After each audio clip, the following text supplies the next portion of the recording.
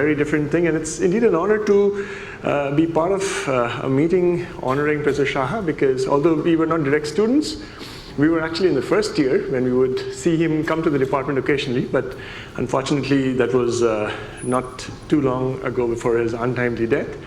But it's a pleasure. So thank you to the organizers, Professor Bose and Professor Ghosh. So the work I'm going to be presenting today is essentially a combination of contributions from several students, past, some present, and this diagram basically tells us the motivation behind what I do in my lab, and that is to study mantle heterogeneity. And of course, the schematic representation is basically telling us that it's primarily crustal recycling that results in mantle heterogeneity. And what we are trying to address in several problems are what are the recycled materials? I mean, can we distinguish their relative contributions to mantle heterogeneity? The age of the recycled material. That, of course, we've heard talks about initiation of plate tectonics or similar processes. How far back in time can we actually trace these recycling signatures? And then finally, what kind of tracers do we use to track these?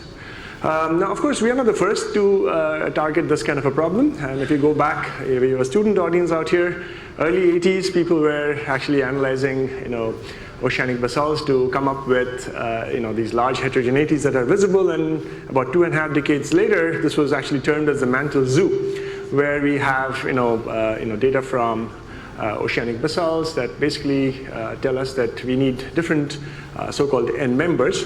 But one has to remember that these oceanic basalts are only about 200 million years old. So people working with samples do have an issue. And so we would like to track the heterogeneity even further back in time. And in today's talk, I'm going to tell you a little bit about these unique igneous rocks called carbonatites, which, of course, there are experts out here. They have modal carbonate minerals. And even for carbonatites, this recent review paper by Greg Yaxley kind of shows us that there's a large bit of heterogeneity even within carbonatites when you consider the traditional radiogenic isotopes. So we would like to kind of target the same problem, but in this case we are using slightly different tracers. I wouldn't call them novel, so I've kept it within quotes, but they are relatively new. And because carbonatites are mostly carbonate mineral bearing material, so we thought why not target tracers that can track carbonates. And so that's bringing us to calcium stable isotopes. So we have 6 stable isotopes of calcium from mass 40 all the way to 48. And because we have a relative mass distribution of about 20%, it kind of makes it likely to undergo mass-dependent stable isotope fractionation. And what we do is we kind of do a double spiking and a thermal ionization mass spectrometry technique to measure these isotope ratios. And what I'm going to do is report the data using the standard delta notation, which is basically with respect to a standard, and the deviation is used in parts per 1,000. Another reason to actually use calcium isotopes is because when you look at the general variability of calcium stable isotopes in natural systems, silicate rocks have a range, but then carbonate rocks have an even wider range, and many of these values are lower than the so-called bulk silicate earth value. And so that might be a useful way of tracking carbonates in the mantle. So we not only did some field work to collect our own samples in India, but we got samples from all over the world, carbonatites of different eruption ages. And the diagram on the bottom basically shows you delta 44 calcium values of carbonatites versus their eruption ages. And this horizontal gray bar is essentially the estimated value of the mantle, the bulk silicate earth. And if you, for the time being, ignore the southern Indian carbonatites out here in the Palabora in South Africa, you'll see that most of these slightly older carbonatites, which are older than 300 million years or so, have mantle-like compositions. But then the ones with eruption ages less than 300 million years actually have large variations, and most of them are showing lower values, which is suggestive of increased crustal carbonate recycling in the mantle. And the upper diagram essentially zooms in. So you can see that these blues and reds are either whole rock carbonatites or calcite separates. So they are all showing this kind of a recycling signature. Combined with calcium isotopes, we measured radiogenic strontium isotopes on the bottom right on the same exact samples. And again, if you ignore the southern Indian carbonatites and Palabora, you actually see that most of these older carbonatites lie on the so-called mantle evolution lines. And then once you come to the younger values, they have more radiogenic values, suggesting in increased crustal signatures. So the next question was, what is the age of the recycled component that's actually causing this heterogeneity? By then, there's a lot of data that was available for calcium stable isotopes for Phanerozoic carbonates and Precambrian carbonates. And if you look at the Phanerozoic carbonate panel on the left, you'll find that the gray bar is again your mantle, and there's a lot of carbonates that are showing lower values. But the interesting thing is when you go to the Precambrian, compared to the bulk silicate earth value, you actually see overlapping values for carbonates. So the similar data sets are also available for radiogenic strontium, work by Jan Weiser and others. And if you combine all this information and you look at a delta 44 calcium versus a radiogenic strontium plot, for the younger carbonatites in the study, we basically find that we can find up to 28% contribution of Phanerozoic crustal carbonates in the mantle source of these rocks. So we could actually get an age constraint, and some of these carbonates could be between 100 to 200 million years, and some between 400 and 500 million years old. But then, of course, nature will not follow exactly the simple models that we try to create. And if you look at these filled circles, the black filled circles, these are all carbonatites from a single province. There's the Ambadonga region associated with the Deccan plume. And you have large variation within a single province. And that we basically investigated in a different study. We looked at not only the filled circles, which are the carbonatites, but the associated other silicate rocks. And we basically argued that we need some kind of an end member. So your mantle is up here, and your end member, the crustal end member, must have a 87, 86 value of between 706 and 707. And that kind of corresponds to about 1 billion year old crustal carbonates. This is from the marine seawater evolution diagram. I like to use the older ones. We also measure neodymium isotopic composition in the same samples. And again, if you look at this trend line, so to speak, you need an end member which is about -0.5 to about -8. And again, it turns out for the neodymium isotope curve for seawater, it's a similar 1,000 million year carbonates. So we think that the Ambadonga is basically, of course, this is all part of the Deccan plume, but these are ancient subducted material that are entrained within these plumes. There's also another interesting relationship with the Ambadonga, and that is if you plot delta 44 with respect to the potassium rubidium ratio, and of course, between phlogopite rich and sources and amphibole rich sources, the K by R rubidium ratio actually changes. So the green is amphibole out here, and this is phlogopite. You can see that the carbonatites are more on the phlogopite rich end member, while the other silicate rocks are on the amphibole rich end member out here. Now, the presence of phlogopite versus amphibole also has some depth implications in the mantle. And so phlogopite, of course, again, with this yellow bar, is stable at slightly greater depths, maybe up to 150 kilometers. But if you have fluorine-rich phlogopipes, they can be stable at even slightly greater depths. And the presence of fluorine has implications for Ambadonga, because we have these large fluoride deposits associated with these carbonatites out here. And so we argued that maybe they're all coming from the same plume, but the silicate rocks are coming from a slightly shallower source in the plume, and the carbonatites are from a slightly deeper source. But then when we go back to the global carbonatites, there was a bit of a problem. And that is, this is an older paper that was on boron isotopes in carbonatites. And again, they argued that the younger ones basically have this crustal recycling signature. So we wrote to the authors of this paper, Tony Simonetti, and said, can you give us the exact same samples, and we would like to measure calcium. So the blue data is your calcium, kind of a similar trend, but if you plot sample to sample, you find no correlations. And that means that these boron and calcium, and so they're also all being recycled back into the mantle, but different phases are possibly carrying them. To investigate these phase dependence, we kind of said, let's look at some other new tracers. And so that's where we not only, so I've told you about rubidium, decay of rubidium-87 to strontium-87, which is your radiogenic strontium isotope, but we wanted to investigate the stable strontium, that is a ratio of 88/86. And again, we measured this in our lab using a double spike thermalization mass spectrometry technique. And there's some data that is now currently available for delta 88 values. You can see that these are peridiotites up here. The gray vertical bar is your estimate for the bulk silicate earth. Carbonates are again showing lower values. And we go back to the same set of samples on which we had measured calcium, and a selected subset of those samples were measured for radiogenic strontium again. Again, you have the similar trend. Ignore the Southern Indian and the Palaborva for the time being, from mantle-like values to more crustal-like values. But then, when you measure their delta 88, this is what we see. So this horizontal bar is your bulk silicate earth estimate.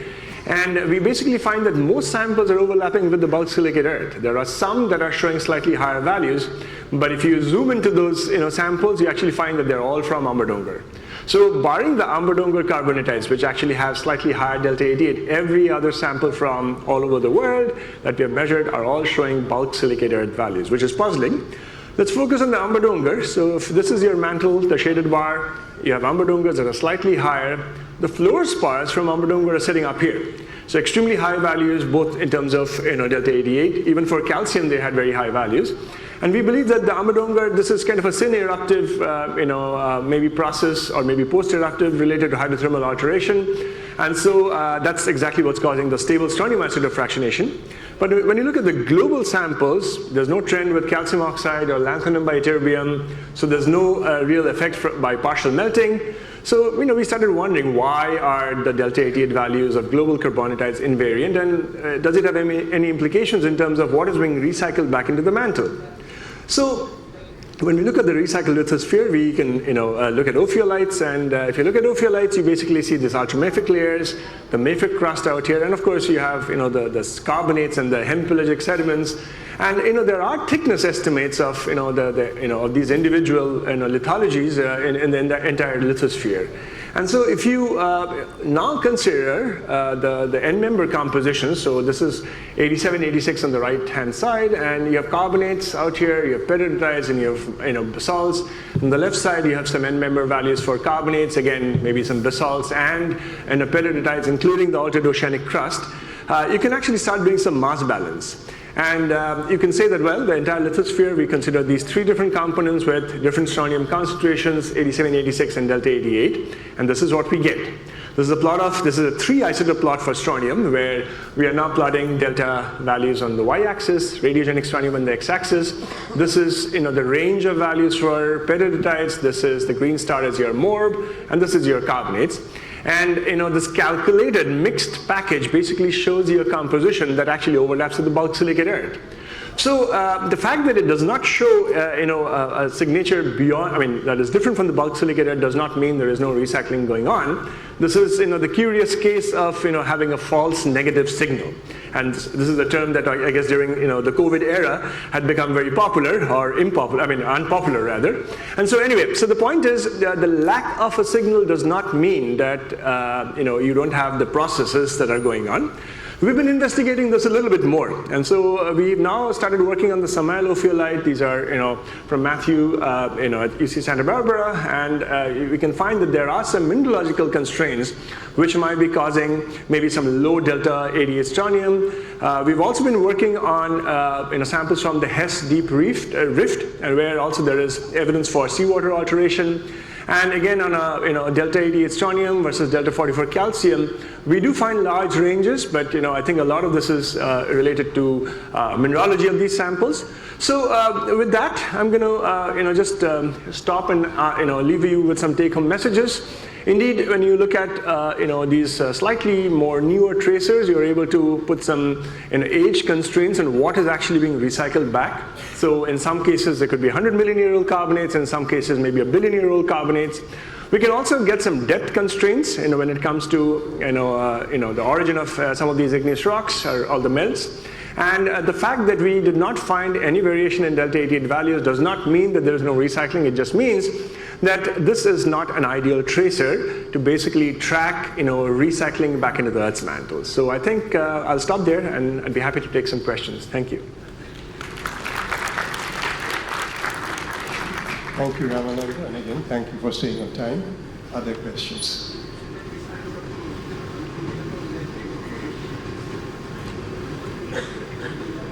See any hands? Anywhere, everybody? Usually I'm used to that. Is there somebody there? No, because I'm used to seeing when people talk about mantle heterogeneity, a lot of questions. Is somebody back here? Yeah.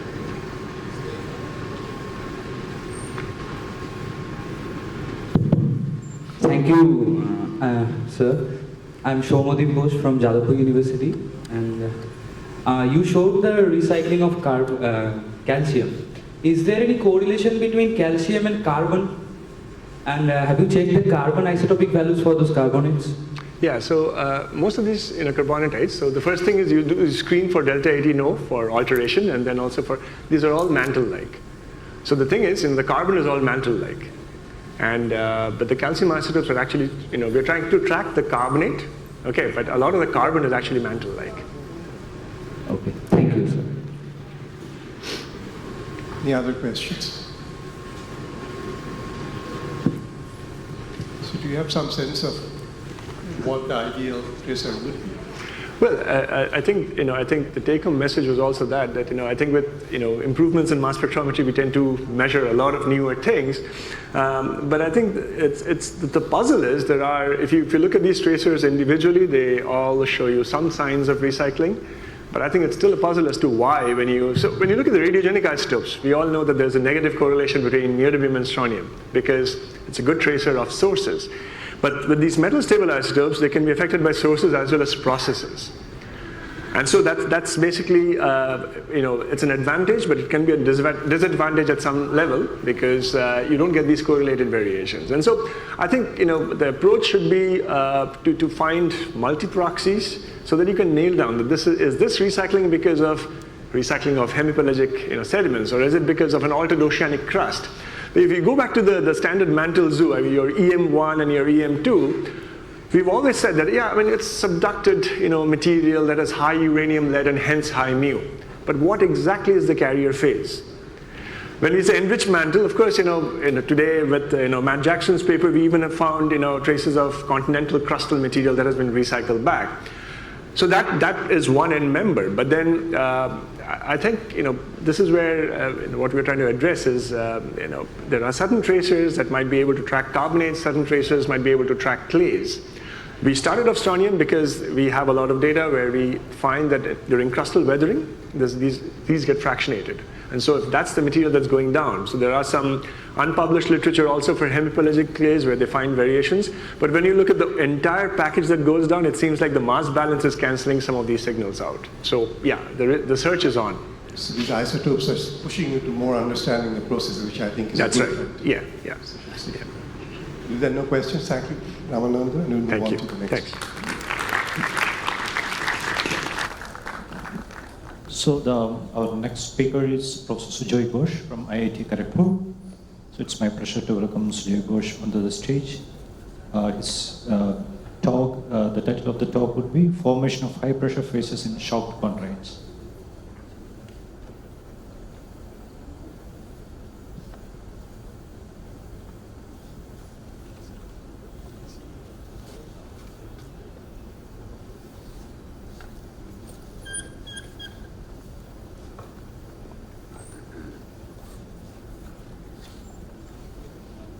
Prefer this pointer, this for change, and this for pointing the upward, or this one on screen one. Then you don't have to look backward. Okay, so I'll use this one. Will you find? And I have to use this one here. This one, or this one will do. This one, okay, thank you. Okay, sure. Okay, thank you for this invitation, and it's great pleasure and honor to be part of this conference, which is in honor of Professor Saha. So in this presentation, I will be talking about some of our recent results on Indian meteorites, and we will try to understand the formation mechanism of these high pressure phases which are formed in these shock meteorites, and how we can imply all this formation mechanism to the this application. So if we talk about the oxygen fugacity, so oxygen fugacity is the chemical potential of oxygen, and basically it is synonym to your mantle redox.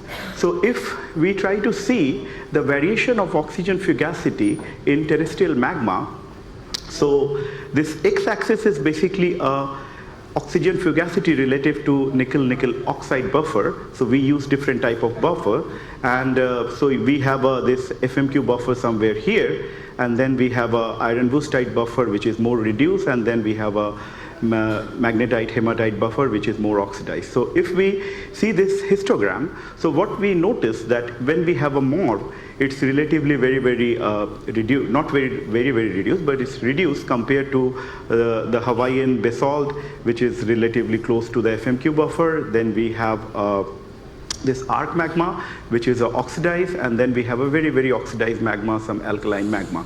So if we see the order of magnitude change in the oxygen fugacity in the terrestrial magma, so it's close to 8 order of magnitude. So the next question is, when we go deeper, so how the oxygen fugacity changes with depth. So this is a very nice diagram, and in this diagram, actually, in the y-axis, you will see the log FO2 relative to FMQ buffer, and in the x-axis, we have a pressure which is equivalent to the depth, and all these points are basically calculated oxygen fugacity of mantle-derived this xenolith from different cratons. So all these colors are basically mantle xenolith from different this cratons. So we have a slave, we have a cup wall, and so forth. So if you will carefully see this diagram, what you will notice that if we take a sample at 2 GPa, so the fugacity is very close to the FMQ buffer. But when we go deeper, let's say at 6 GPa or 7 GPa, which is equivalent to your 200 kilometer depth, the fugacity is almost like 4 order of magnitude lower than the FMQ buffer. And why we have this trend when we go deeper, this is mainly because we have this Fe203, this component is going inside the garnet structure. And when the Fe203 is going in the garnet structure, because garnet is more stable when you go deeper and deeper, so basically this is basically decreasing the activity of Fe203 in the rock, and then they are basically reducing the oxygen fugacity. So when we go deeper, we basically reducing the environment. So many people are interested to know the fugacity condition in the transition zone and in the lower mantle, and we know that we have a very less number of samples from the transition zone and from the lower mantle. So this is a very important concept introduced by Dan Frost in 2004, that is a disproportion of iron, this concept. So basically what he did, he basically took instantite this sample and synthetic sample, and he mixed with some metal powder and compressed it at a very high pressure up to the lower mantle pressure, and heat it at a mantle adiabatic temperature, and then he tried to see that what would be the proportion of Fe3 plus in the bridgemanite, which is a lower mantle phase. So those who are not aware of bridgemanite is a lower mantle phase which has a perovskite structure, and 75% of the lower mantle is made up of bridgemanite. So when he analyzed his sample using the ELS technique, so what he noticed that his sample contains a very high amount of Fe3 plus, and this ratio of Fe3 plus divided by total iron is varying from 0.4 to 0.7. So when he has a lower amount of aluminum, so he has a lower this Fe3 plus by total iron, but when he has a more aluminum in the system, so he has a higher this proportion of this ratio. So he came up with this idea that if in the bridgemanite, which is a lower mantle phase, if you're adding lots of this Fe203, that is a Fe3 plus, so if you are forming a Fe3 rich this bridgemanite in the lower mantle, so they will always coexist with this free metal. And this will happen by the disproportion of iron. So basically in his sample, what he noticed that some free iron was present that is coexisting with a bridgemanite. The similar kind of set of experiment people have did in the much lower pressure. So there is another interesting phase, that is a majorite. Majorite is a variety type of you can say garnet, in which you have a silica coordination is 4-fold coordination as well as 6-fold coordination, and this mineral is very silica rich, so you have more than 3 atom per formula unit of silicon in majoritic garnet. So the similar type of experiment people did, and what they noticed that they are getting a similar kind of this iron, disproportion of iron of this majority garnet when they coexist with a free metal. And their ratio is Fe3 plus by total is close to more than 0.3. So from this, Dan Frost and Catherine McCammon, they basically calculated the oxygen fugacity variation with depth, and this red line is basically showing that how the oxygen fugacity will change in the Earth's interior. So this oxygen fugacity is compared with a log FO2 which is relative to iron wüstite buffer, because in the last slide I have shown you that when you go deeper and deeper, mantle is becoming very reduced, so it's better to compare this log FO2 with the iron wüstite. So when you go deeper and deeper, there will be a point where this curve will intersect with a nickel precipitation curve. This is basically a dash, this line is a metal precipitation curve. So at this point what will happen, that mantle will started to precipitate the metal phase, and then your fugacity will be very close to the iron wüstite buffer. So you see this is a 0, so this is a iron wüstite buffer. So your mantle at, let's say, at 8 gigapascal, which is equivalent to your 2,400 kilometer. So at that depth or beneath, your mantle will have a free metal and it will be close to this iron wüstite buffer. So we basically try to study few mantle xenolith sample from Vajrakharu kimberlite field in the eastern Dharwar craton, and we try to do this oxygen fugacity profile beneath the Dharwar craton. So these are the few data points from our mantle sample. So we have two different type of xenolith sample. So we have this peridotite sample and we have a eclogite sample, and this dash line is basically distinguishing the graphite to diamond stability field, and this inclined line is basically indicating the oxidized form of carbon, that is carbonate. So most of our samples are plotting just below the FMQ buffer, close to -3 to -4, but this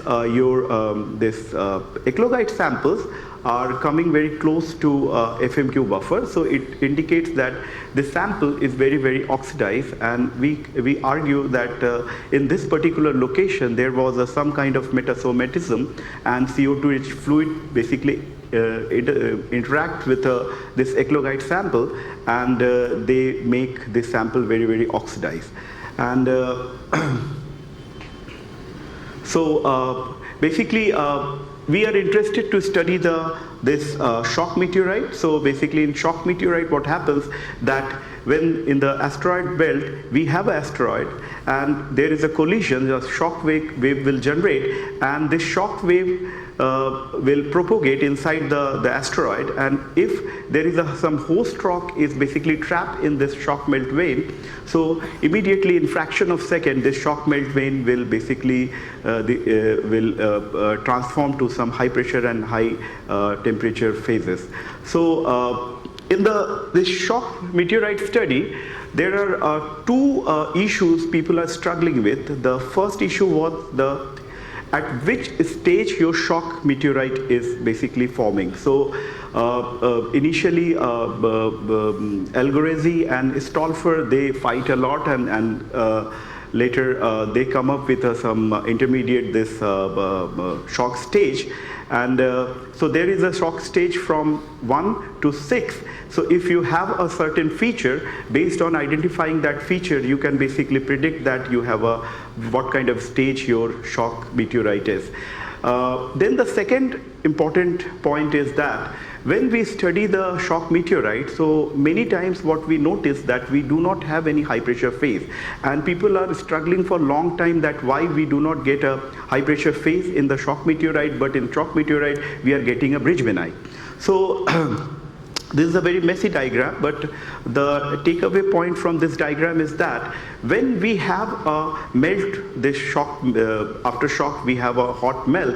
So basically that melt is in contact with your host, and host is relatively cooler.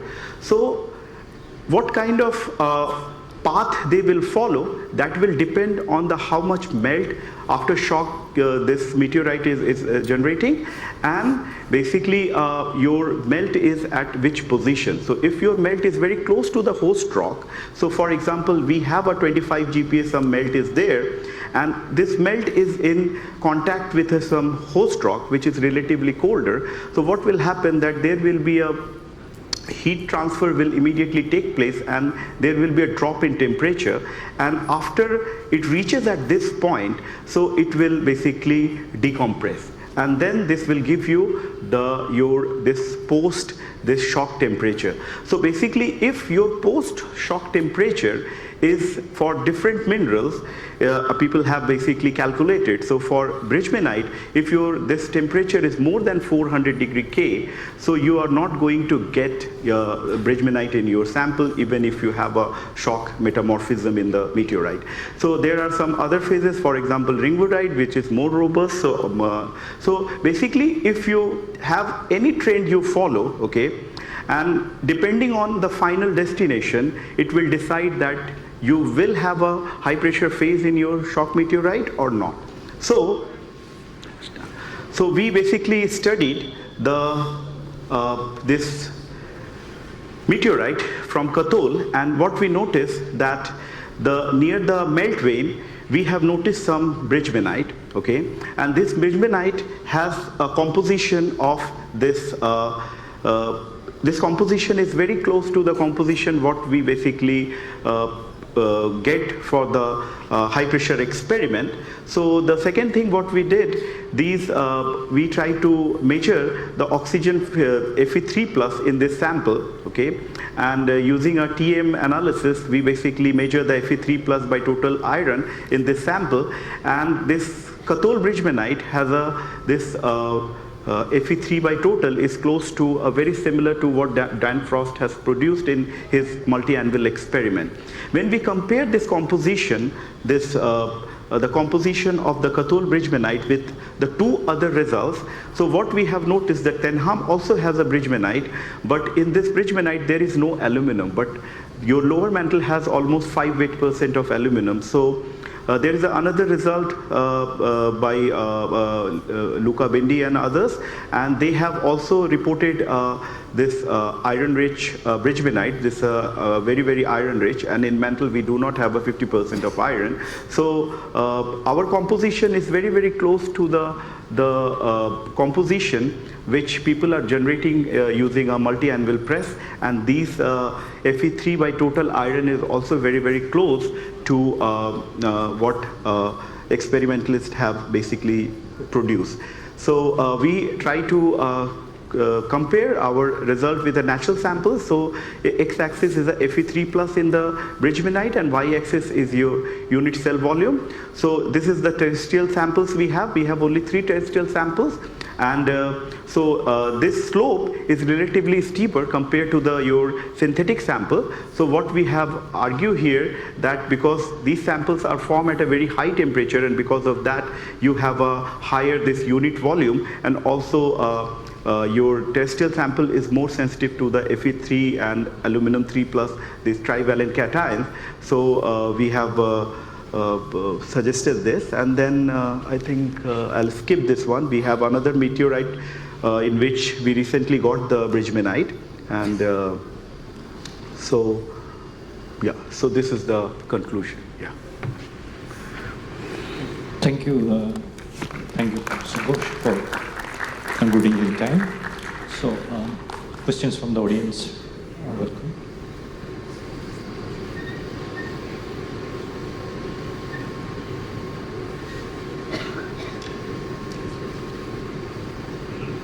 So, any question? While we're waiting, but there's a question. When you are showing that one particular data where the meteorite the melt is formed in contact with some host rock, you are showing. So my question is that when a meteorite will hit the host rock, won't the host rock also melt? No. So basically, if you see this diagram, just a minute. So you have a host rock. So in this host rock, the temperature would be relatively very, very low, and it will be colder. So you will have a localized melt pockets where you have a very, very high temperature. And in this localized melt pockets, if there will be some host rock is trapped, so that will transform to the high pressure. So this is the pressure release path for the host rock, and this is the pressure release path for your melt vein. So there is a huge difference in temperature. So this part, there will be no melt vein. But when we see the impact craters, for example, if you see this Hala crater or any other major impact crater, people are reporting, say, rocks like Suevite or some other melting, or even some types of pseudotachylite, which are supposed to be molten because of the shock. And that is not the fragment of the meteorite. It is fragment. It is basically within the host rock itself. So basically here, I think that is a decompression melting kind of. Yeah. So here also you have a decompression melting. So what kind of path you will follow, that is a different question. Like you can take a path from here to here, you decompress, and then you follow like this. The point here is that your final, this shock temperature is coming to this gray area or not. If it is coming to this gray area, then there is a high possibility that you are going to lose that high pressure phase, and because of that, all shock meteorites are not producing high pressure phases. Yeah. Thank you. Thank you, sir. So if there are no more questions, we will move on to our next talk.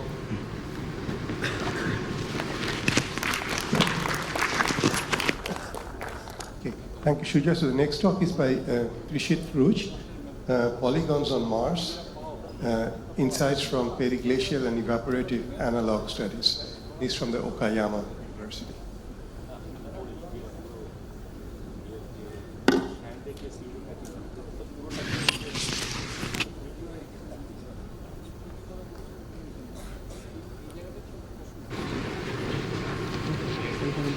This one too. You can use this one too. Then you don't have to turn back. Which one you want? Both, maybe. This was light changer, and this one. Okay. Do you need to shut it off or? It's okay. So good morning everyone, my name is Trishit Ruj. So I am an associate professor in Okayama University, and this part of the research I am going to show is by my student Takaki Sako, and we have worked on polygons of Mars, and this time I will be presenting that research. So the reason we started working on Mars is in this project mainly on polygon, because of in a target where we are going to have human exploration in the future, and for the human exploration we need surface ice. And in the surface, but in case of Mars, the surface ice is preserved only on the high latitude region. But in case of landing mission, high latitude landing is not possible in case of Mars because of low atmospheric coverage. So we had to find a location in the mid latitudes. And for that, this project started, and here we started to find ice deposit on the mid-latitude region.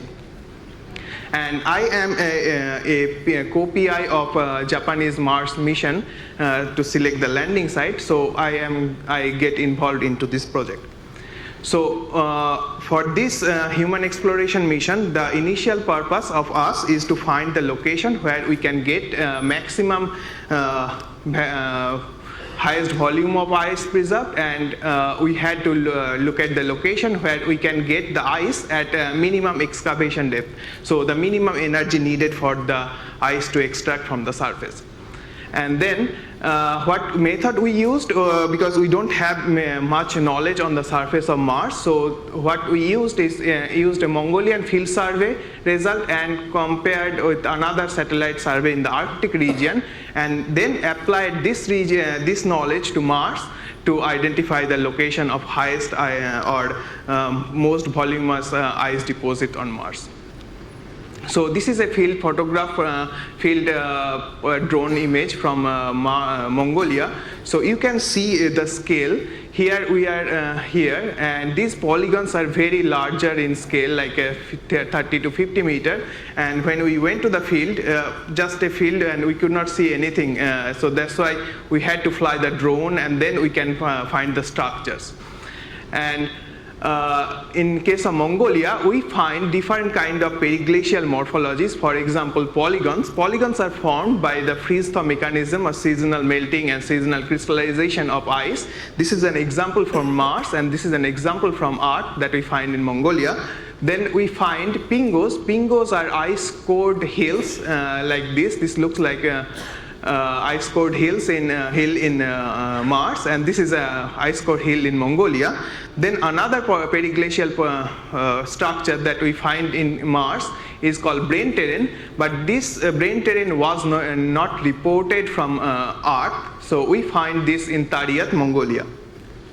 Then we choose Mongolia because it's one of the regions on Earth where the periglacial morphology has changed from continuous to isolated to there are boundaries where in the last periglacial, last high glacial time, this boundary was shifted more towards the south. And in Mongolia, we started from this North Mongolia, where the permafrost is more continuous, to then went further south to almost to the Gobi Desert, and find this 5 type of polygons. Mainly is a low centered polygon. You can see from the name, you can see that there are centers which are lower, and the fractures they are more higher in the elevation.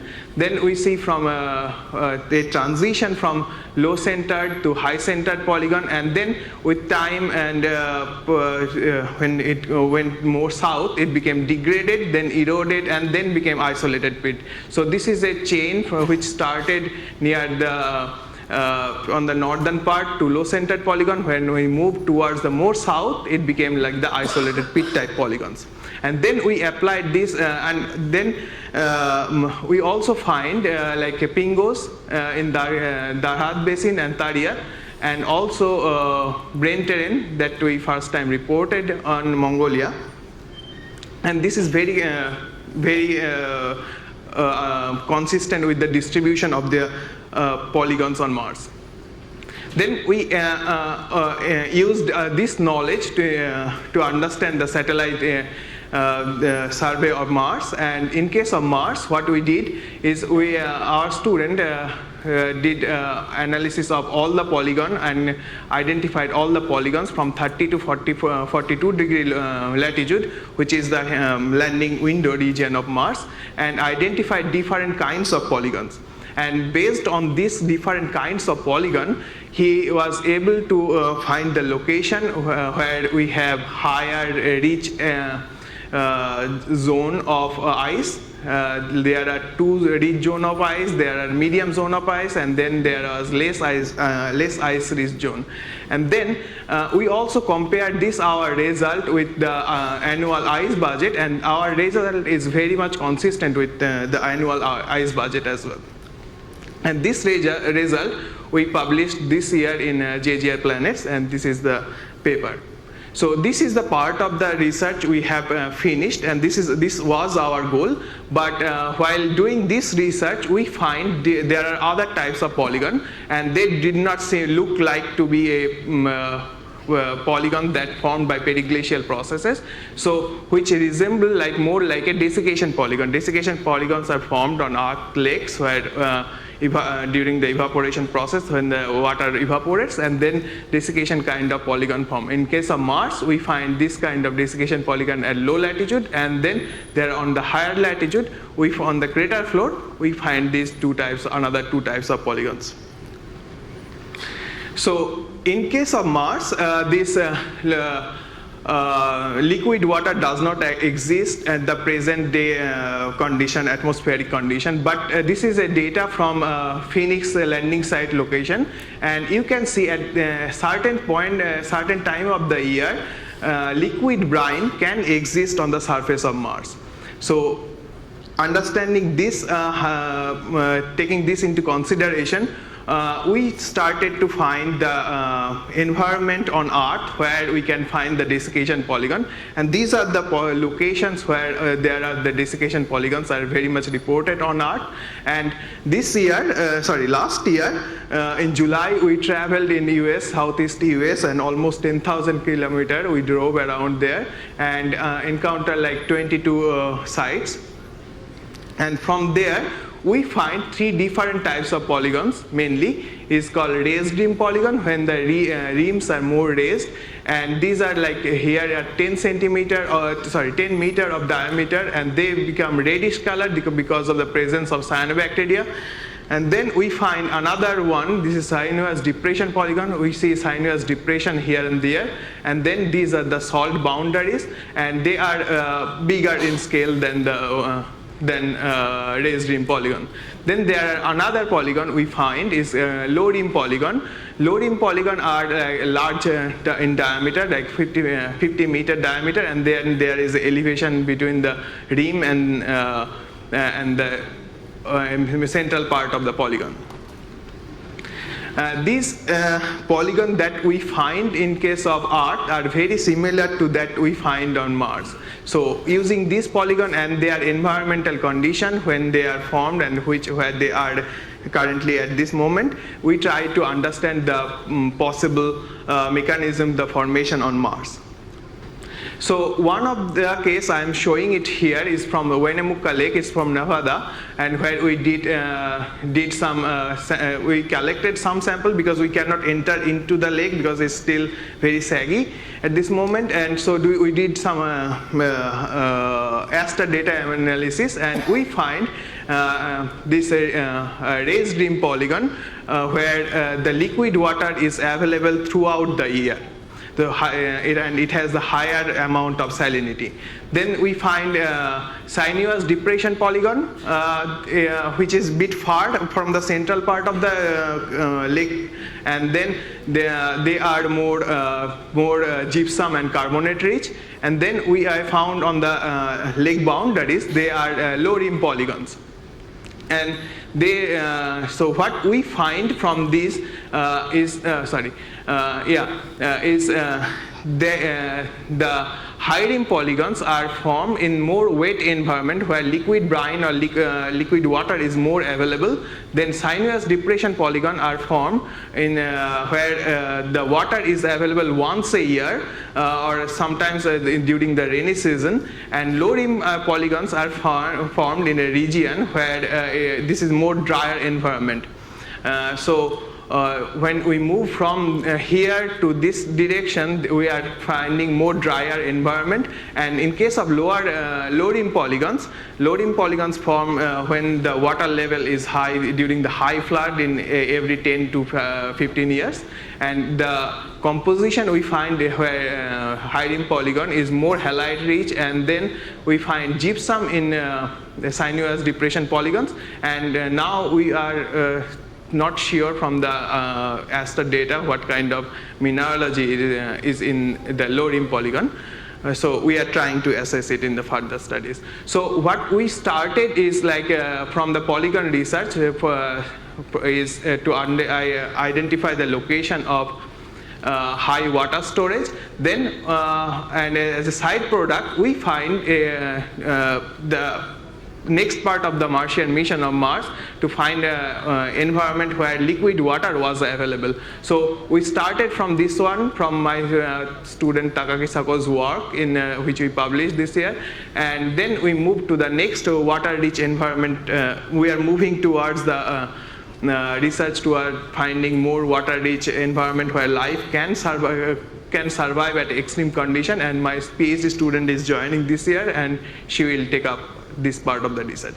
So in a conclusion, we find the location from the polygon research, the Amazonis, Planitia and Arabiata. These are the 2 locations that I marked in the circle. It's more ice rich than the other part of the other part of the Mars, and these are the possible location for human exploration. And we found there are different types of desiccation polygon. In case of Earth, they are morely on the lower mid latitude to lower this region, desertic region. But in case of Mars, they are more on the higher latitude region. So this is our current understanding at this moment, and we will take forward to in our next studies. Thank you. Thank you, Trishit, and thank you also for staying on time. Questions? Yes, we have 1 minute. Hello, very interesting study. Thank you. Good work. So I just wanted to know regarding these sinuous polygons. There is gypsum in the substrate, isn't it? Yeah. Yes. So in which form the gypsum exists there? Meaning, is it Barwick-like crystals, primary gypsums, or Shackle's-Barwick? That is the question. We could not get the samples actually. What we got is from the ASTAR data. Okay. So it's the remote sensing data at this moment. We could not collect the sample from the basin because we are unable to reach there. I understand, because sometimes Shackle's-Barwick, they are related with fracturing. Okay, yeah, okay. Thank you. Any other questions? Yes? Just a query. Yeah. What would be the formation mechanism of these polygons? I mean, are they like desiccation cracks?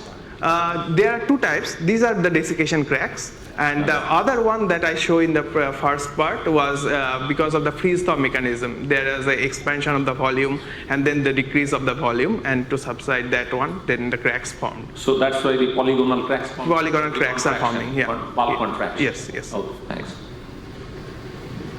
Any other questions?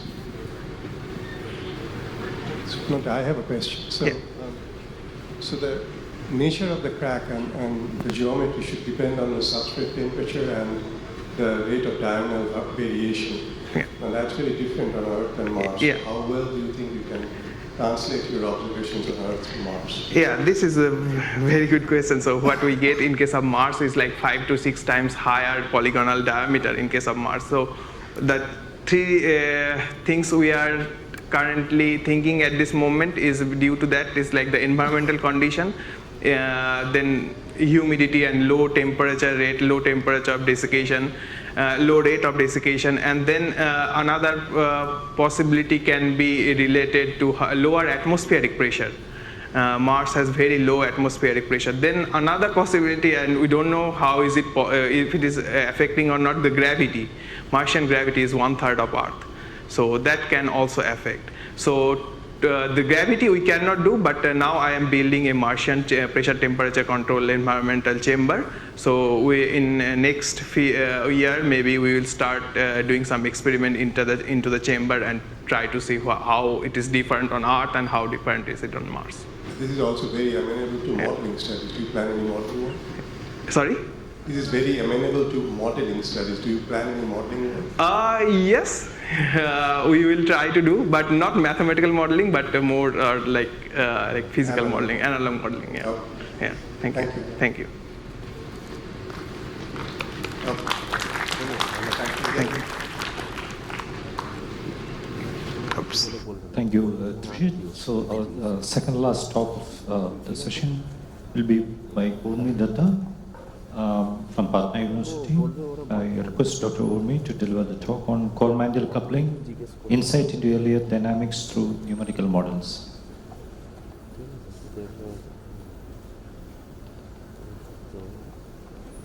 দোকানের সামনে healthy and tasty রেস্টুরেন্টের সামনে দাঁড়িয়ে আছি।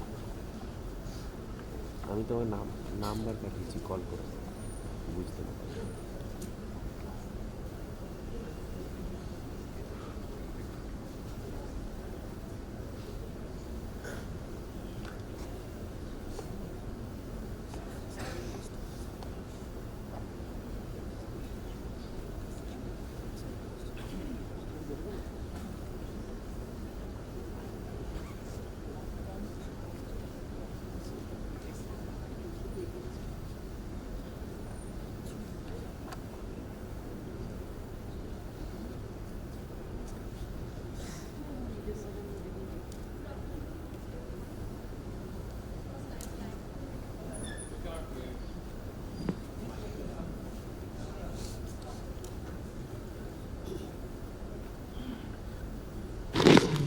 Right.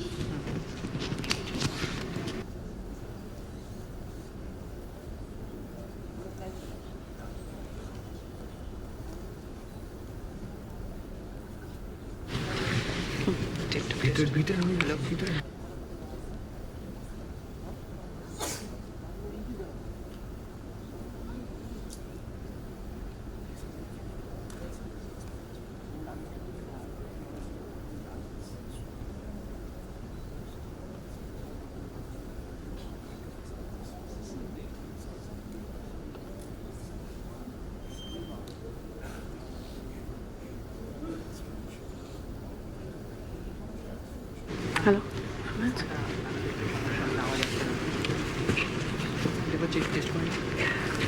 Hello.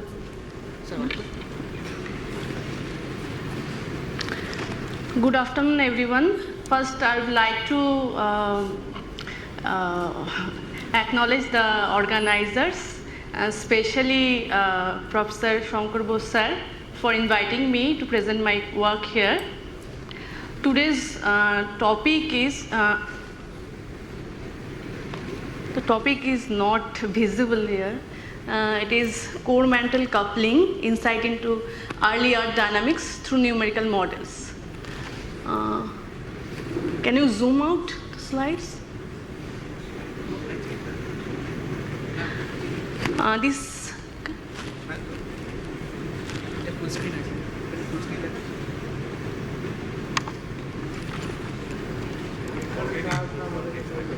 Full screen আসছে না কিন্তু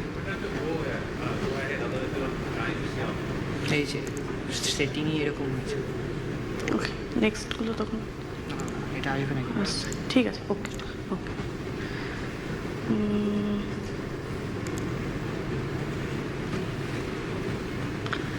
This work has been done in collaboration with Dr. Ashley Willis, who is a senior lecturer in the School of Mathematical and Physical Sciences in the University of Sheffield, UK. As we are talking about the early Earth, just for a quick recap, our Earth formed 4.6 billion years ago as a part of the solar system, and one of the early processes in this Earth's formation was accretion, where planetary bodies of different sizes collided with Earth. And as Professor Sujoy Mukhopadhyay has discussed early this morning, that Moon was formed by such a giant impact. So, Ruby et al. In their work on different mechanisms of core formation, they, according to them, the giant impact caused a very large-scale melting on Earth, where the undifferentiated Earth, which was made of metal and silicate both, molten together, and then the metals being heavier segregated at the base, and finally we got a silicate magma ocean enveloping the liquid core. Labros et al. In 2007, they worked on the fractional crystallization of this magma ocean, and according to them, the crystallization started from top to bottom, and finally a basal magma ocean could sustain, just covering the core, and subsequently this slowed down the cooling of the core. And in a separate work by Pozzo et al., where they used DFT calculations of liquid iron at the pressure temperature condition of Earth's core, they found that the thermal conductivity of Earth's core is much higher than previously estimated. So together, both these works, they predicted that the age of the inner core cannot be more than 1 billion years. So the question is, what happened before the formation of inner core? Because it is an important question, because the solidification of inner core is the reason behind the convection, chemical convection process going on inside Earth's outer core. So before the inner core, did the outer core convect at all, or the question is how did the geodynamo worked if the outer core did not convect? Because we have rock records that show that magnetic field is as old as 3.7 billion years.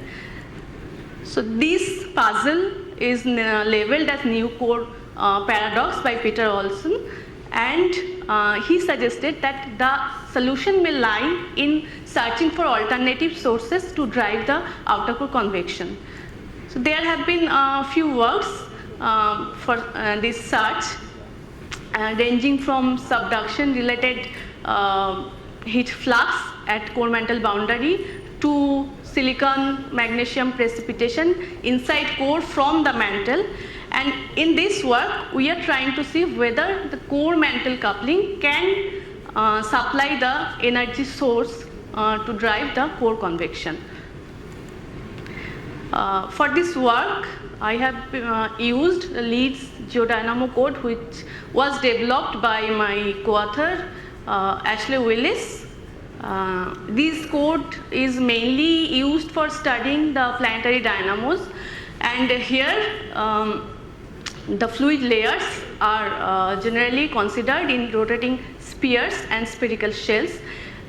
For this particular work, this Leeds dynamo code has been modified to exclude the magnetic field calculations. We are mainly focused in the hydrodynamic calculations here, that is the velocity and temperature of interaction between the magma ocean and core fluid layers. And these core and magma ocean fluid layers is considered as concentric spherical shells in a rotating frame. And we are aiming to study the effect of different parameters for thermal and viscous coupling. These are the two main important governing equations for this study, Navier-Stokes equation and energy equation. These two here are in the dimensionless form, and it includes, they include different important dimensionless parameters like Ekman number, which represents the effect of the rotation on fluid layers. Next is viscosity ratio, then we have thermal expansion coefficient ratio, then Prandtl number, which represents the thermal diffusivity in fluid layers. Next is the Rayleigh number, which represents the turbulence in fluid layer. Next is thermal diffusivity ratio, and finally density ratio. This is the parameter values we got from literatures, and we use this for this study. This is the model, three-dimensional model, and these are the boundary conditions. And we performed a linear stability analysis and found that the Rayleigh, critical Rayleigh number for particularly this system was 4.7. So as I said, we aim to see the effect of the various parameters. So let us start from see the effect of change in Rayleigh number. Rayleigh number, we start with 20, which is almost 5 times supercritical. And here we can see that the magma ocean is showing organized convection, but in the core there is little flow. But as we increase the Rayleigh number, we can see the flow turbulence increases in both the layers. Here the colors show the velocity values, where the maximum and minimum values are at the top. So we can say that the more supercritical the flow is, more is the chance of induced convection in the core.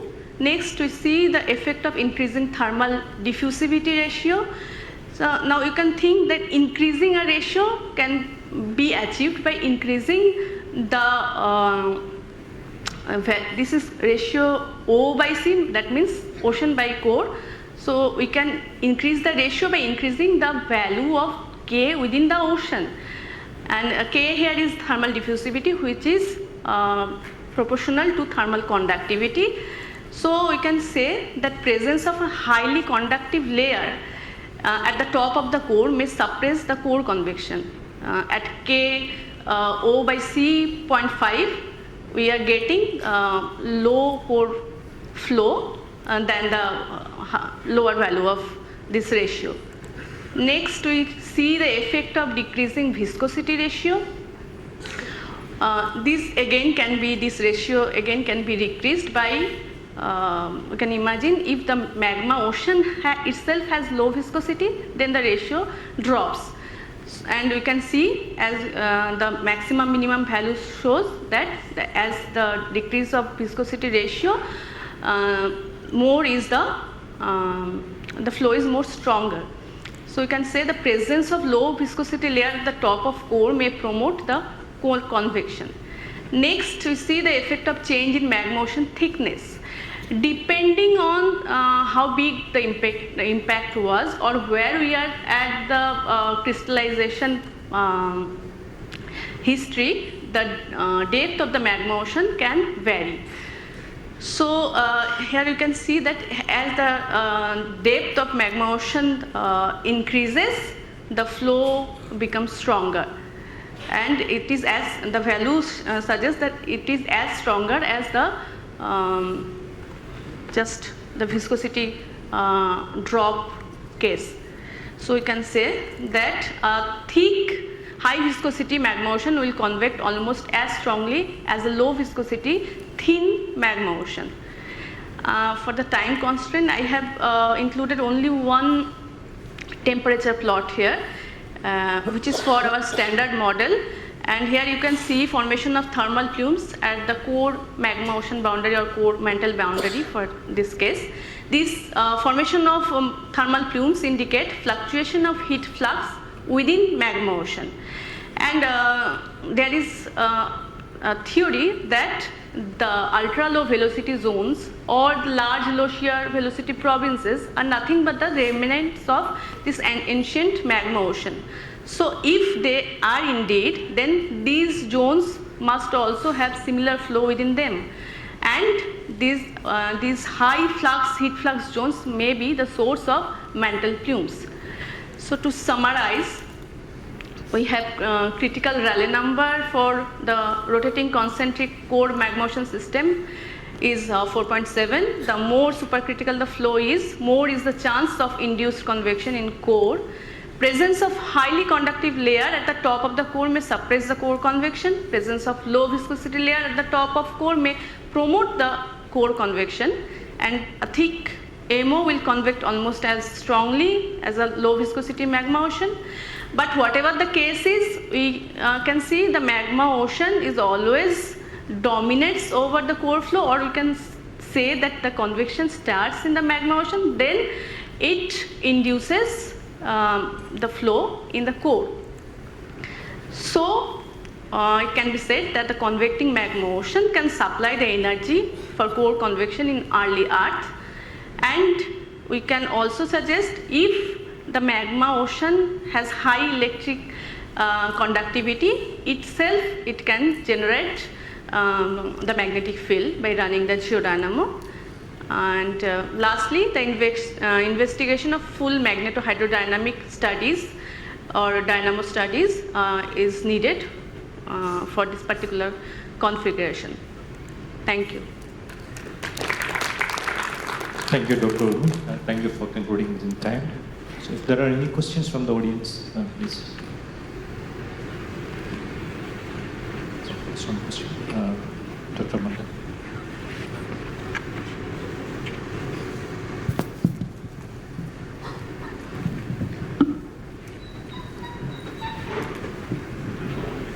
For me, very good presentation. Thank you, sir.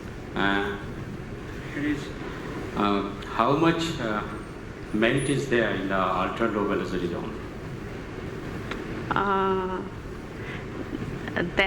Even is the remnant of magma ocean. Any idea? Maybe 1 or 2%. I'm not sure. So sir. why not that generated due to incipient melting rather than remnant? It also can be, sir. I said that this is one theory. Okay. Thank you.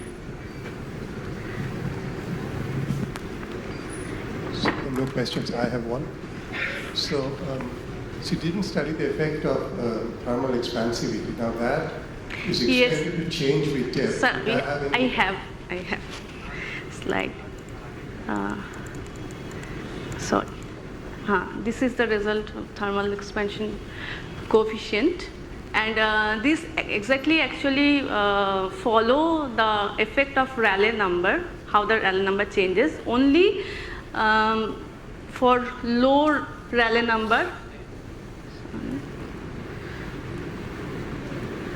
we are seeing almost no flow in the core, but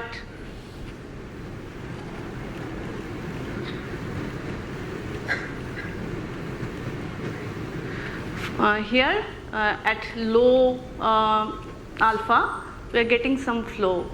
So this is actually the Rayleigh number includes the thermal expansion coefficient. So these two have similar effect. Would it matter if there's a gradient in the thermal expansivity? Sorry?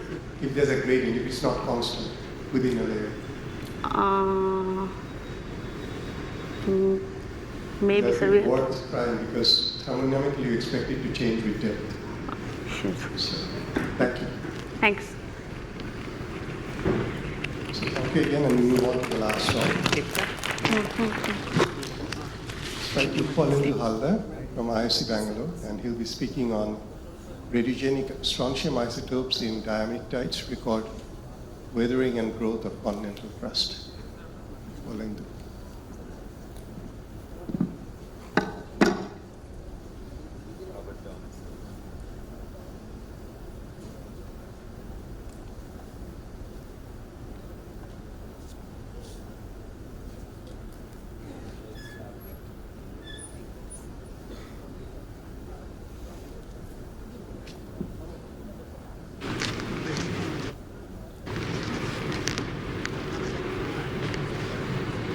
চেঞ্জের জন্য আর লালটা টিপলে হচ্ছে point করা যাবে ঠিক আছে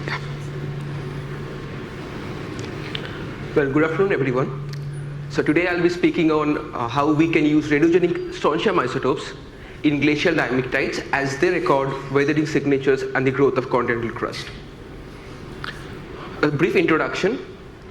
So we live in a differentiated Earth, right? We have a core, a mantle, and a continental crust that has been extracted out of the mantle. The continental crust is volumetrically very insignificant, comprising about below 0.6 volume percentage of the entire Earth, and this continental crust is further compositionally subdivided.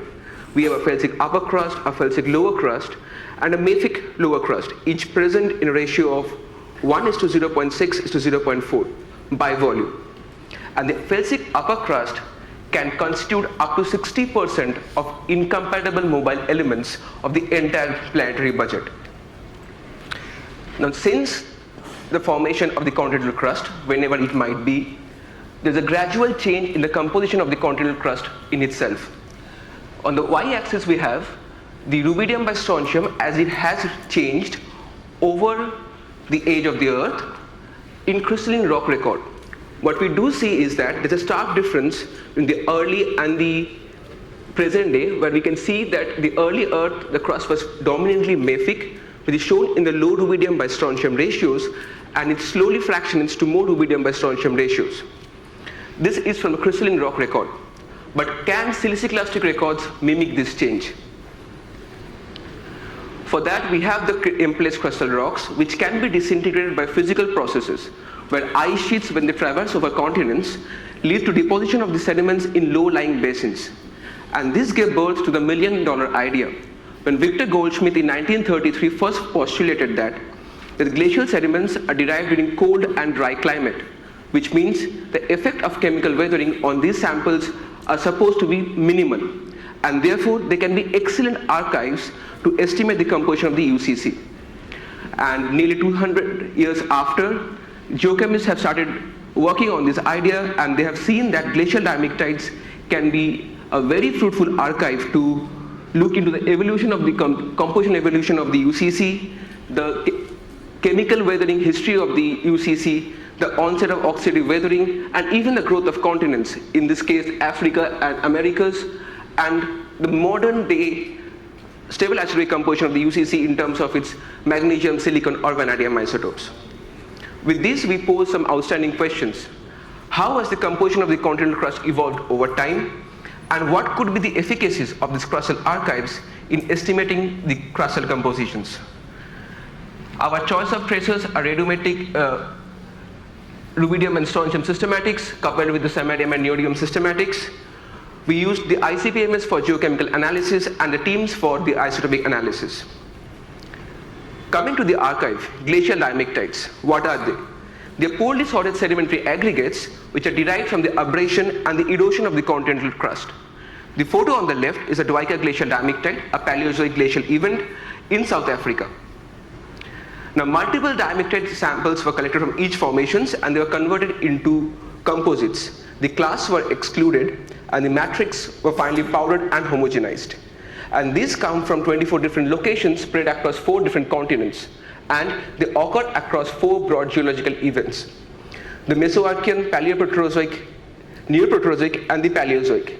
We'll use the same color coding for all the figures in the next slides. When the first glacial diamictites were analyzed in 2014 by Gashnik, it came as a major roadblock. What could be seen here is that the glacial diamictites carry a high chemical index of weathering number, which means higher CIA corresponds to higher degree of chemical weathering, which is against Goldschmidt's original postulate that this could not have any chemical weathering signatures. With this, we arrive to our results, where we have done the radiogenic strontium isotopes in these glacial diamictites and plotted across sedimentation age. What we can see is that we see a great variability in the radiogenic strontium isotopes, ranging from almost 0.704 to 0.97, and the spread decreases with the younging depositional age. But when we tried plotting the initial strontium isotopic composition as a function of its sedimentation age and the model age, this is when things got really interesting. We could see that most samples are plotting below the bulk silicate earth evolution curve, which is improbable or rather impossible. And this could only be possible if the parent by daughter ratio, in this case the rubidium by strontium, has fractionated or been perturbed by the post-depositional weathering changes, which means the glacial diamictites carry both pre and post-depositional weathering change. But how do we correct for this rubidium by strontium ratios?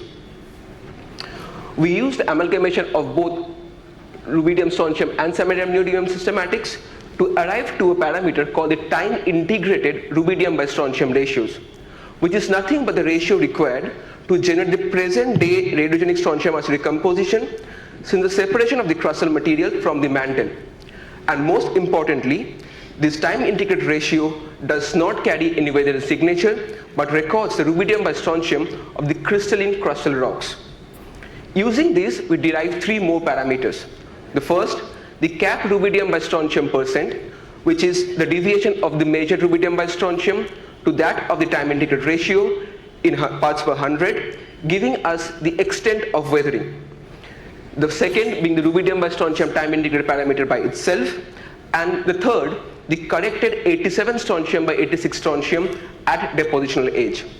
We look into all these three parameters and look into the secular variations. First, the cap rubidium by strontium. Overall, the measured rubidium by strontium ratios is far more than the time integrated rubidium by strontium ratios in most samples. And the higher rubidium by strontium ratios implies the loss of strontium during chemical weathering. The extent of strontium loss does vary, as can be seen on the figure on the left, which is the plot of time integrated ratio, that is no chemical weathering signature, versus the measured rubidium by strontium ratios. If there were no chemical weathering signatures, all the samples would have plotted on the 1:1 line. But what we do see here is a negative deviation from this. And the loss of strontium is higher, in fact, in the younger glacial diamictites, the Neoproterozoic and the Paleozoic diamictites, compared to the Mesoarchean and the Paleoproterozoic. The cap rubidium by strontium ratio, when plotted over sedimentation age, shows some sort of variation, or secular variation, where it's higher for the Neoproterozoic and the Paleozoic diamictites, and when plotted on the background is this curve of normalized riverine runoff, which shows the extent of strontium that's been carried into the oceans due to chemical weathering.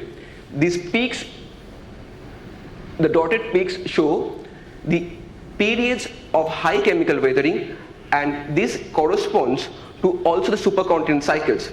And luckily, our glacial diamictites in the younger samples correspond to the Gondwana and the Pangaea period, which means the supercontinent amalgamations, which could be associated with higher relief, increases the rate of weathering, and therefore higher strontium loss from the continents to the oceans. The second parameter, the time integrated variation, rubidium by strontium variation.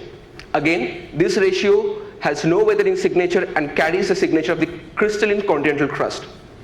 The rubidium by strontium ratio varies over time and reaches its peak in the Paleoproterozoic, and then progressively decreases from the Neoproterozoic and the Paleozoic. And this is almost similar to Duim et al. 2015, which showed the rubidium by strontium variation in crystalline rock records.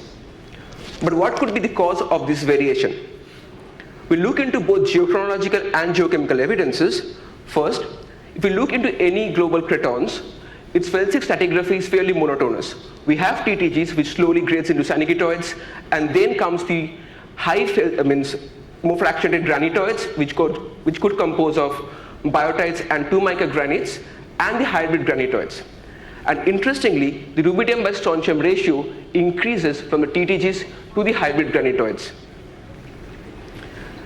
An example from 3 cratons, where we see that the Mesoarchean glacial event would have sampled only the low rubidium by strontium TTGs when compared to the Paleoproterozoic glacial events around 2.4, which had the option of sampling of more fractionated felsic lithologies. And therefore, this variation in time integrated ratio records a shift to more felsic composition and might indicate a change in the growth pattern of the continental crust. Geochemically, the derivation of these felsic rocks, these granitoids, mostly results from intracrustal melting. Evidence of intracrustal melting can be found in plagioclase cumulates in the middle of the lower crust. And when we plot the strontium by strontium star and europium by europium star, where both these elements are compatible in plagioclase, we see that only the Paleoproterozoic glacial diamictites show a good correlation between the strontium and the europium anomaly. The other 3 ages do not show any covariation.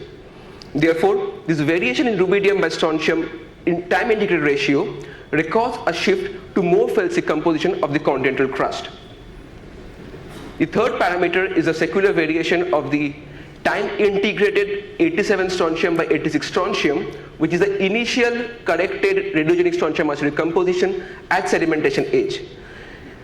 The radiogenic composition increases from the Mesoarchean to Paleozoic, which corresponds to which nearly agrees with the 87 by 86 composition of the UCC at 0.73. But this radiogenic composition is a function of the rate of extraction of the mass from the upper mantle and the rate and the time at which these were extracted. Now, the continental crust growth models, there are a wide plethora of models which could broadly be subdivided into 4 categories: the exponential growth model, the rapid growth model, the punctuated or the delayed growth model. We now tried modeling which growth model could best fit this present day estimate of the radiogenic strontium isotopes. We see that the exponential growth model derives a similar value to that estimated by Weiser and Mackenzie 2003 and from our results using the glacial diamictites. The numerical models predict that at least 60% of the continental crust had been extracted out of the mantle by Paleoproterozoic.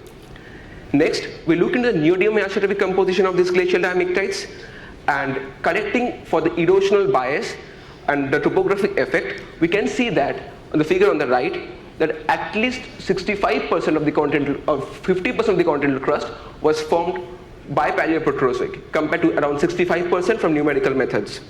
To summarize this entire research, we can say that the glacial diamictites have suffered weathering both pre and post, and there could be up to 90% of strontium loss, which contradicts to other studies by Gashnik et al. 2014, and the original postulate of Victor Goldschmidt. The time integrated ratio, the rubidium by strontium, and the radiogenic strontium isotopes vary with time, and they record crustal differentiation. The Paleozoic diamictites approximate the present UCC values, both in terms of its rubidium by strontium ratios and the radiogenic strontium isotope composition. The exponential growth model, in contrast to the delayed and the punctuated growth model, best replicates the present UCC composition. And the neodymium isotopic composition in the diamictites say that at least 50% of the crust had been extracted by the Paleoproterozoic. Thank you, and any questions?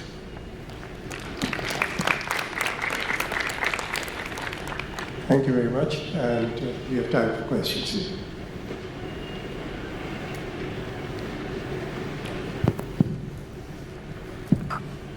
So, how did you calculate the strontium model age? Because there may be multiple crustal reworking events in the crust. So I'm not calculating the strontium model age. So what I'm doing is I'm trying to derive a time integrated rubidium by strontium ratio. Because as I showed in the initial slides, that the rubidium by strontium ratio by itself is perturbed. So I cannot come to a fruitful model age. But when I'm looking into the neodymium isotopes, I know it's means the extraction time from the mantle. So I have an evolution diagram, and then I take a two-stage evolution of the strontium isotopes from that point, and I amalgamate both to come to a crystalline rubidium by strontium ratio. In short, I'm not deriving any model age from the strontium isotopes. Okay. So in your database, do you have any diamictite from India?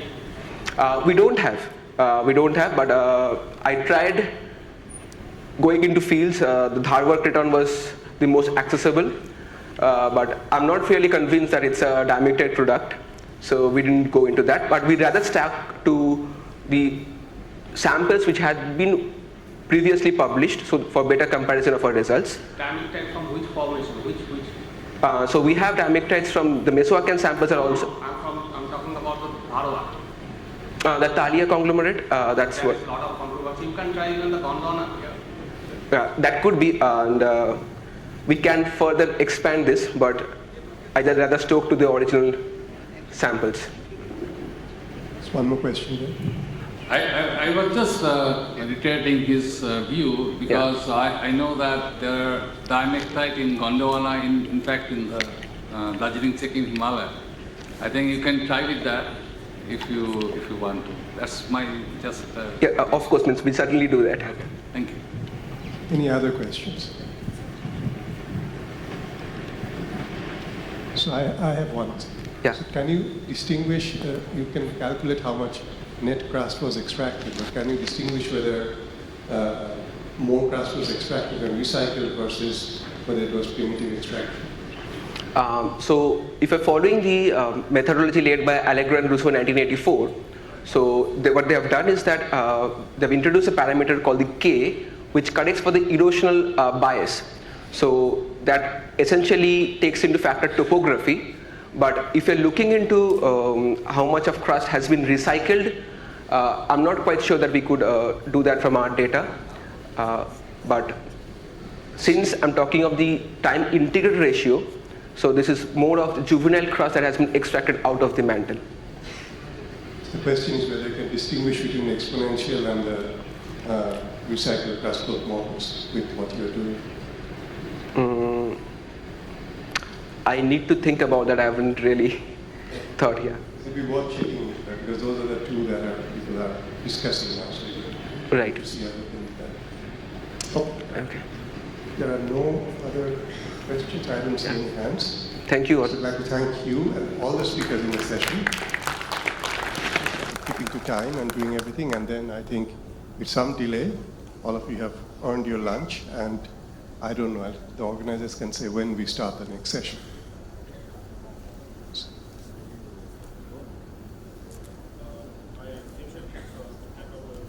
Chairs, Professor Sumit Chakraborty and Dr. J.K. Thompson, as well as all our speakers for their insightful contribution to this session. I would now like to invite Professor Santanu Bose onto the dais to present mementos to our session chair, and our keynote speaker, Professor Sujoy Mukhopadhyay.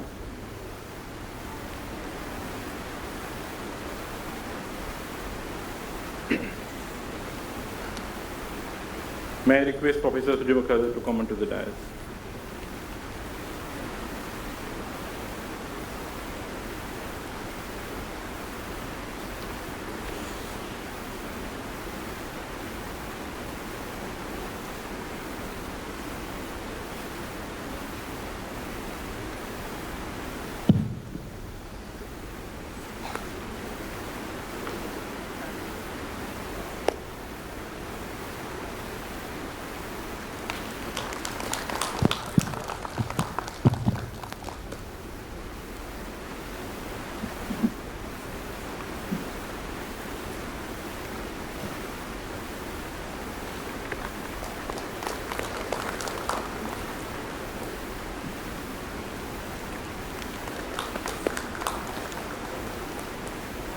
Thank you, sir. With that, we officially conclude the technical session 3. Thank you all for your participation. Before we move to the next session, we will take a lunch break for 1 hour. We will again reconvene here at around 3 p.m. Another announcement I want to make here. Dr. Ranjit Iyer, from technical specialist from Oxford Instrument, is there in our ACM lab for EBSD analysis demonstration. So the participants, if interested, can visit there during the poster session. Thank you.